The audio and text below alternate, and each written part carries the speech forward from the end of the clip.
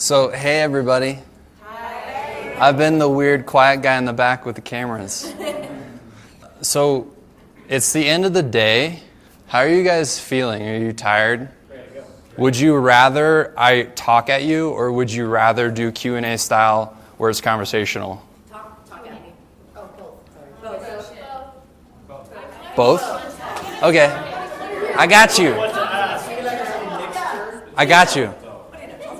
I got you. I got you.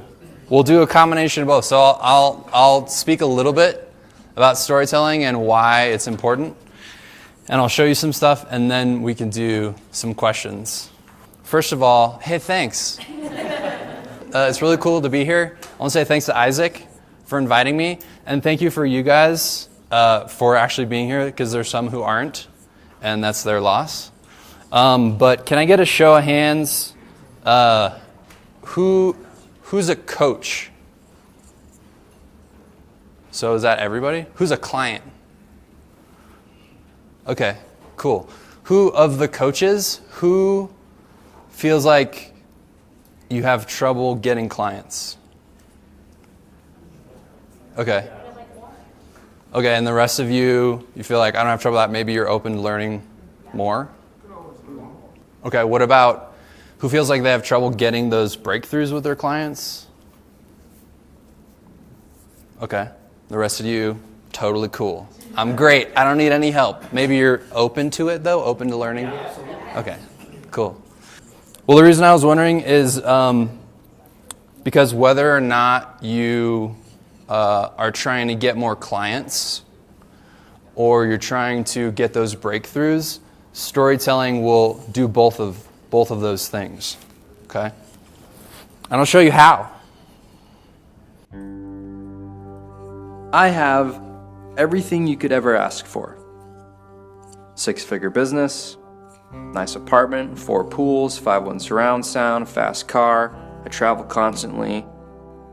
I'm in charge of my life. But I'm not happy. What would happen if I got rid of all my possessions, got rid of my apartment and bills, got rid of my car, built a van to live out of, and travel the country for a year? What would happen? Well, let me show you. Here's what I learned from living life at 70 miles an hour.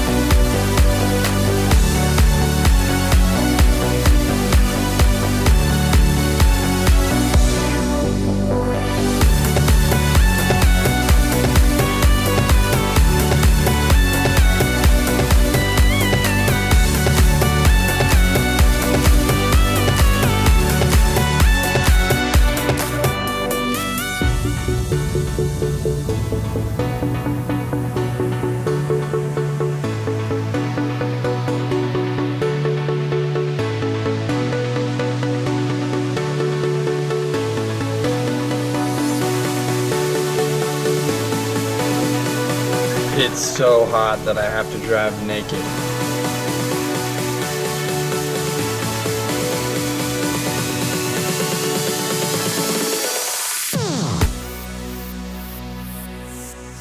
Okay, so why did I show you me naked?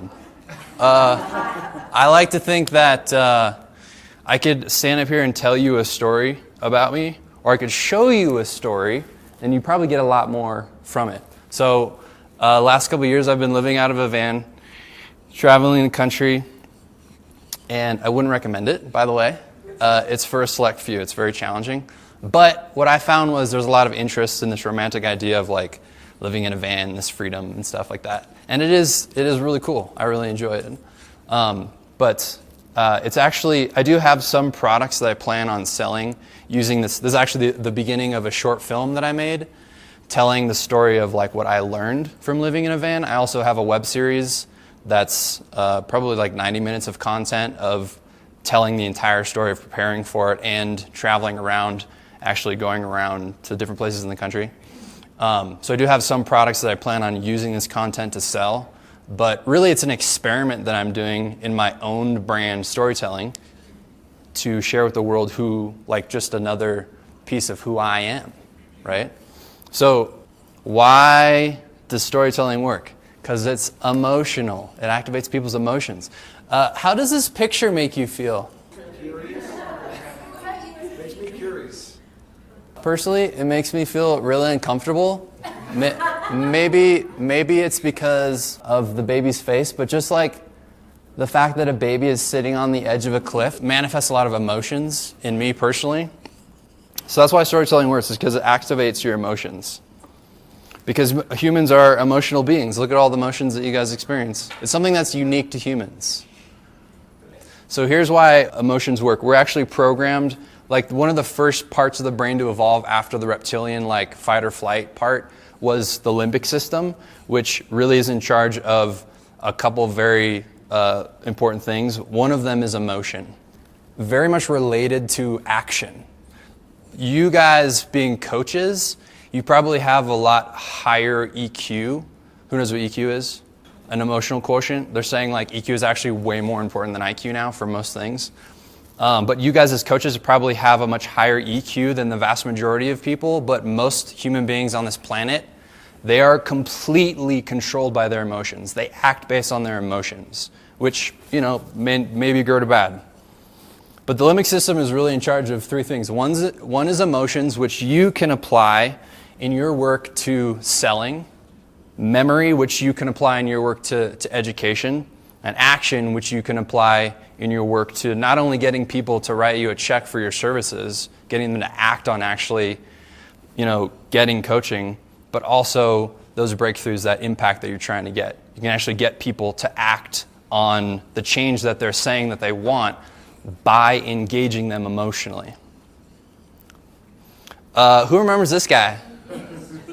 So why does storytelling work? It's because it's so easy a caveman can do it. We've been literally telling stories for hundreds of thousands of years. We've are programmed to tell and receive stories in a specific way. So we're actually able to retain a lot more information when it's presented to us in a story than if it's presented to us like factually.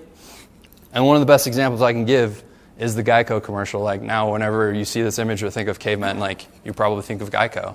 Or you actually might think of the gecko. But the point is the ad agency that they use are really, really brilliant storytellers. And that's why you remember Geico. It's because of the stories that they tell. Why storytelling in a video format? I think storytelling works in any format, honestly. Here's a bunch of like statistics from my website trying to convince people why they should hire me.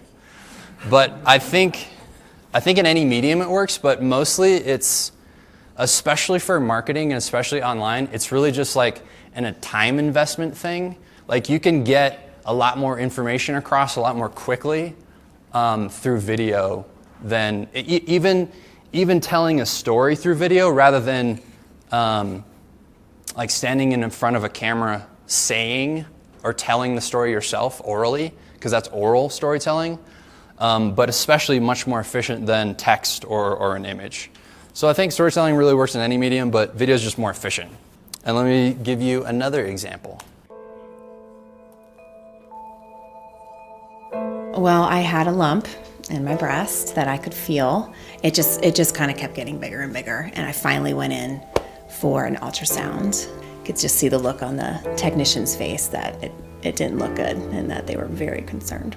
When I got the diagnosis, I was so scared, completely terrified. I just couldn't believe that this was actually happening to me. I was only 41. I was so healthy. I took care of myself, completely passionate about my health and my wellness. I was very mad at myself. Definitely, just knocked me over. Yeah, so the process that they, or the treatment that they suggested or recommended was first the removal of the ovaries because it was estrogen receptive positive breast cancer. That was actually very easy. It was laparoscopic, not a huge deal for the surgery, but then that forced me into menopause at 41. And we switched the Ibrance, which was an oral chemo, and we were kind of waiting and seeing if that was going to do anything. And it was a couple months of that treatment, and it was just growing. It made me feel really sad and kind of lonely. I really loved her, and I didn't want her to die because I knew that cancer can make you die, and I didn't want to lose my mom. I really like her around, and she makes me feel really happy. So I actually didn't include the whole video because it's long, my mistake. But if this was like a commercial... Rude, man. Okay, sorry. I'm playing with your emotions on purpose. If this was a commercial for apple juice, who would want to buy apple juice? Like today, I go out and buy it. Yeah, this is... In support of that girl. Yeah, so this is actually, this is a short documentary piece for a CBD company. And this woman claims that she completely cured her breast cancer from CBD, which is pretty cool. And I made this along, I think this was one of I think it was 18 pieces of content like this, of people's stories for a CBD company that I work for in Denver at the beginning of 2019. But it's they wanted my help in, basically influencing sales online, and then they knew they wanted to do it with video, but they didn't know exactly how or what they wanted to do. So I was like, all right, well, the best way is why don't we just find a bunch of stories of people who have these really incredible healings with CBD and just tell their stories. And so this was the result. So I think it's much more effective. So what is a story? I could give a masterclass on this. There are so many frameworks that I could share with you. There's a context creation formula, which I actually used in this presentation. There's the 12-step sales letter. There's the Start With Why, Simon Sinek. There's some people just say, it's just the beginning, middle, and end. It's that easy. Some people just say it's really just about defying your expectations. There's Joseph Campbell's Hero's Journey and there's a multitude of other frameworks within the filmmaking world that I could share with you, but I don't think that's valuable for your purposes. I think really what you guys should understand, it's really about conflict. And more specifically, a story could be about somebody that we like that is trying to get something that's very difficult to get. And there are things in their way that are keeping them from getting that thing.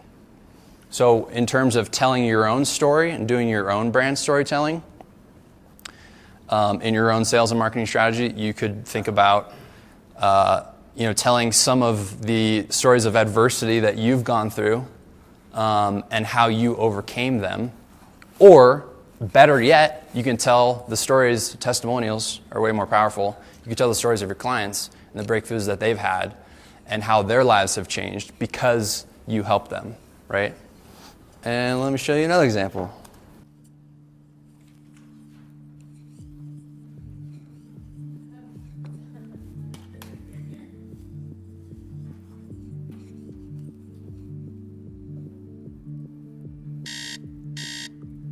What if you could change anything about your life just by changing the way you start your day? What would you change? I think people struggle most in life today with fulfilling their potential. Physically, the obesity rate is higher than it's ever been before. Mentally and emotionally, more prescription medication is doled out now by doctors than has ever been recorded in history. People are settling for less than they're capable of, and as a result of settling, life becomes a struggle. Changing millions of lives, one morning at a time.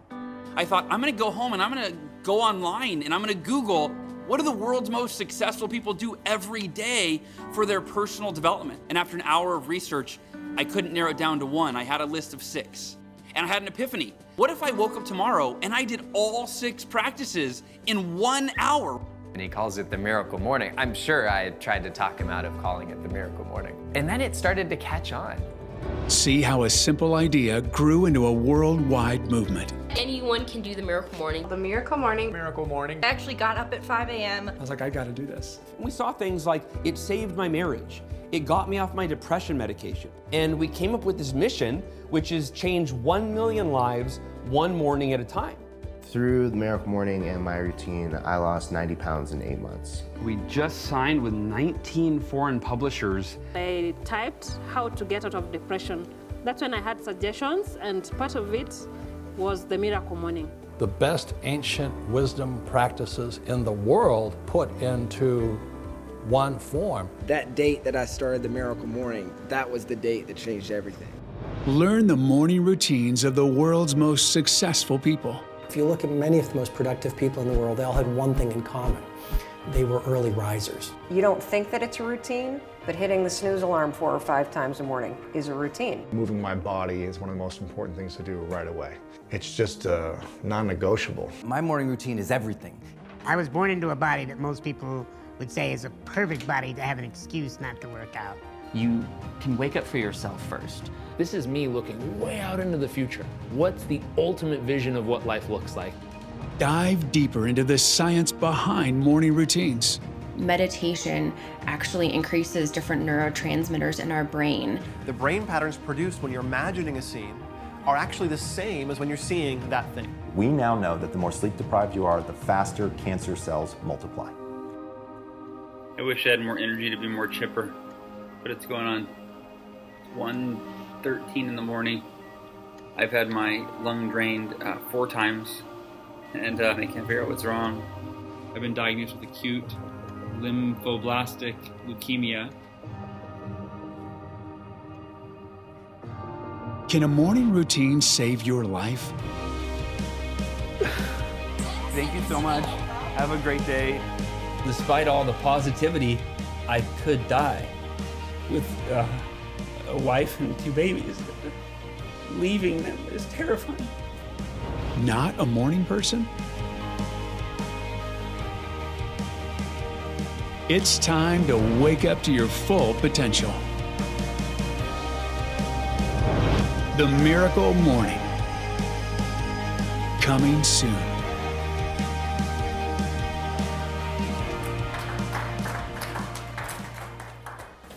So who knows Hal Elrod, The Miracle Morning? So basically it's a book that this crazy guy wrote. It's about a morning ritual, a personal growth morning routine codified by what's called the Lifesavers, which are these 6 rituals: SAVERS, silence or meditation or prayer, affirmations, visualization, exercise, reading, and journaling or scribing. And he's a good friend of mine. We sold Cutco together. My first feature film that I made is actually a narrative. It's a stoner comedy, basically.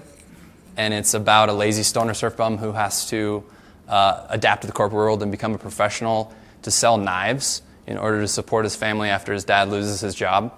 So it's kind of about personal growth and entrepreneurship. And I met Hal when I was making that film. I knew him, we knew of each other. I think we met at a conference maybe once or twice, but I just basically cold called him and said like, hey, do you want to be in a movie about Cutco? And he's like, yeah. So that's how I got to know him. He became one of my a good friend and a client. And then he had this ambitious mission of changing 1 million lives one morning at a time through sharing the Miracle Morning with 1 million people. And the book had just come out. It was only a couple years old. And it wasn't really taking off like he self-published it. Like it was doing pretty well because he speaks a lot, but it wasn't nearly what it is now.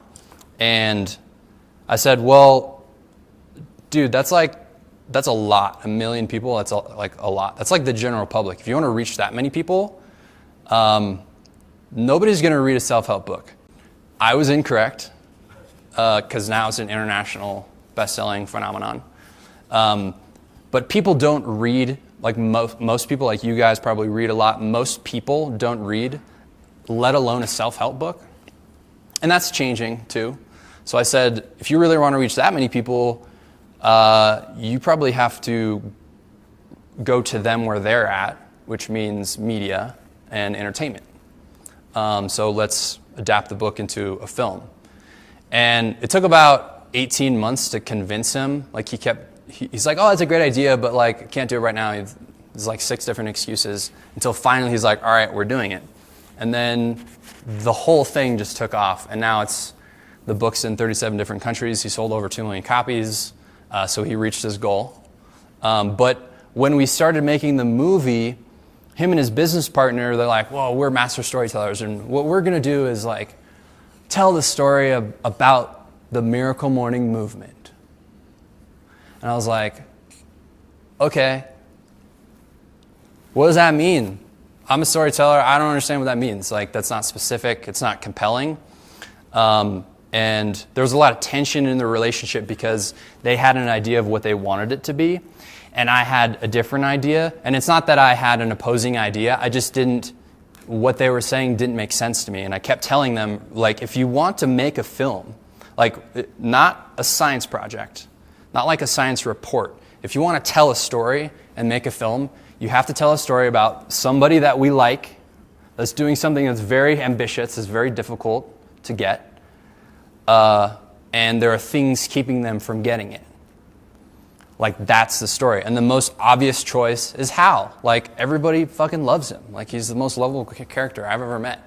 And he just had a lot of resistance towards being on camera.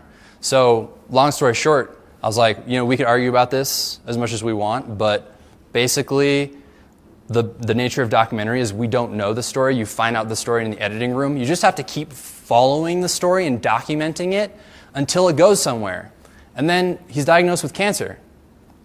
And none of us could have ever imagined that would happen. He was like one of the most healthiest people in our community. And that became the film. And honestly, this film, I can't say because it hasn't come out yet, but making the film was the best branding that he ever did. And I'm pretty sure it was a part of like the crazy exponential growth of his business. I like to think so. I don't have any proof of that. But regardless, when the film comes out, it will be the best branding that he could have ever done, because instead of telling a story like, I was hit head on by a drunk driver, I was killed, I was dead for 6 minutes, I was in a coma for 6 days, and then when I awoke, the doctors told me I would never walk again and have permanent brain damage. This also happened to him before he got cancer. It's another part of his story, which is very interesting. But instead of telling that story like this is what happened, we actually see him going through the cancer journey live on screen, and you're going through it with him. It's happening right in front of your eyes, and it's much more compelling. And he actually, when he was diagnosed, he was like, I can't work, sorry, like I can't do the movie anymore. Like I can't do any work, I have to focus on saving my life. And I was like, no, dude, you don't understand. This is the movie, man. This is the story that we have been waiting for. Like, how could you pass up this opportunity? Like, I wouldn't want my cancer journey to be like a major motion picture. Like, it's very personal, but like you have an opportunity here to really, really reach deep into millions and millions of people who've gone through struggle like this. And he's like, okay. And so that's what we did. And I documented, the film became about, morning routines are powerful enough to, like all these entrepreneurs do it, they're powerful enough to, make whatever income you want and like boost your business or manifest like the relationships you want, all these external things. And the movie became about our morning routines powerful enough to actually save your life. So I was documenting his exercise routine every day, his affirmations, where he's literally crying, telling himself every morning, like, I will beat this cancer for my kids because I cannot leave them without a father. I will beat this cancer for my wife because I love her so much. I will beat this cancer for my parents, and on and on and on. So this whole morning routine and all the nutrition and the supplements that he was doing as a part of his morning routine. So it's a really cool movie, and I hope you guys watch it. But the point is, it's probably going to be one of the best pieces of branding that he will ever do, because people can watch his cancer journey. And now it's a major part of his brand, like the cancer thing, but people can actually watch him go through it. And he's restructured his business a lot in the last few years, and he's making the movie a permanent part of like the most important piece of his list building for his entire business, which is now millions of people because it's in 37 different countries. Like I said, he sold 2 million books. He's got like 1 million people on his personal email list. Like that's a lot. That's good numbers. So anyways, here's some more examples. Anybody like Peter Diamandis? Anybody a fan? I love Peter Diamandis. He had a film made about him. Joe Polish. Anybody Joe Polish fans? He had a film made about him. Tony Robbins, I'm Not Your Guru. Anybody seen it? Anybody heard of him? Probably not. This is actually not a brand film. He didn't actually, like these guys were, this is a business strategy. They paid to have these films made. And I can guarantee you, like I don't know for sure, but I can guarantee you Kevin Hart was an EP or Heartbeat Productions probably produced the docuseries because he has a brand problem, and the best way to fix a brand problem, release a docuseries about yourself on Netflix. And I love him now. Like, I didn't know about him before, but I love him now because I've seen him go through what he went through in the docuseries. It's actually very good. But Tony Robbins actually had nothing to do with the production of this film. It was actually an Academy Award-winning documentary filmmaker who came to him and was like, I want to document what you do. And then it became this film. But of course he would say yes because that film on Netflix was seen by millions and millions of people. And now Tony Robbins is like a household name. Before it was just in the personal growth culture, like we all know him. Now he's everywhere. Like the general public knows him. So it's a very smart business strategy for him. More examples. Jack Canfield. He just came out with a movie on Amazon. Anybody heard of The Secret? Okay, so that's a film made by coaches, right? It sold millions of books, okay? And it is the best piece of branding that those coaches could have ever done in their entire career. It changed the lives of every single person in that movie. And also Leap. Anybody heard of Leap? Who has not seen Leap? Okay, you guys, this is a movie about coaches. You gotta watch this. Every time I think it's gonna get easier, it gets worse. Ah! What happened to me was absolutely humiliating. I think I've been running very, very hard in the different area of my life, and it's tiring. I don't want to be the business person that always cries, but it's always about him. There's something big missing in my life. I just think like I'm gonna look like the biggest loser in the world. Forget the fact he's never been laid, he can't even get a damn date. 4 persons, including you, are driving now to California to take part in an experiment. 38 coaches will support you for 1 year to overcome your challenges so you can take a leap.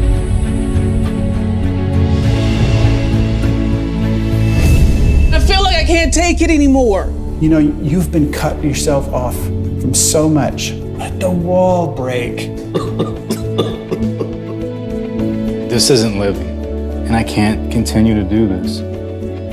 Now, are you not going to have sex until you find the right one? What advice would that old man have for the young man who's sitting here right now? What do you think he would tell you to do? Relax.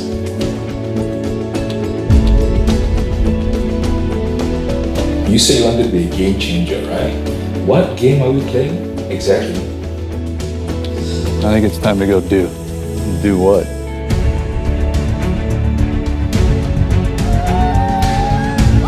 There's something that's trying to express itself through each one of us. It's uniquely a contribution to the world. Allow it. You can literally change your life today.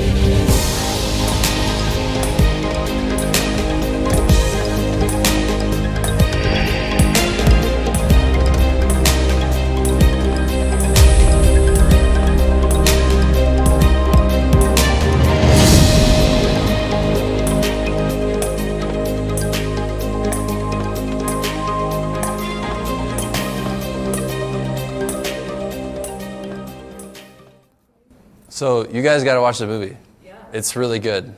And it's basically just a bunch of coaches came together and like, we should make a movie. But the cool thing about this movie is they decided, instead of like telling their own stories, they decided, why don't we document like several people who actually, so we can see over the course, I think they filmed it for 2 years, so we can actually see the changes in their lives happening as a result of our coaching, which is pretty brilliant. And again, one of the best pieces of branding that the coaches in that film could ever do. I don't have any more resources for you, I apologize, but if you would like to learn more about storytelling and how it can benefit you, this is Nick Nanton's book called Story Selling. He's the guy who made Peter Diamandis' film and Joe Polish's film. His name's Nick Nanton, is another Nick. So, but he's a really cool guy, and he's got a book about it. And just imagine having, a film about you or about your clients that actually tells your story, the struggles that you went through, how you overcame those struggles, or your clients. It tells the struggles that they went through and what they did to overcome them and how you actually were instrumental in helping them manifest those breakthroughs. Imagine that. And that's something that we're probably going to do. This guy, Nick Nanton, he charges $100,000 to do that. We have a better offer for you. So Isaac, why don't you come up here and talk about it? $99.95. What do you guys think, by the way? Awesome. Good rating.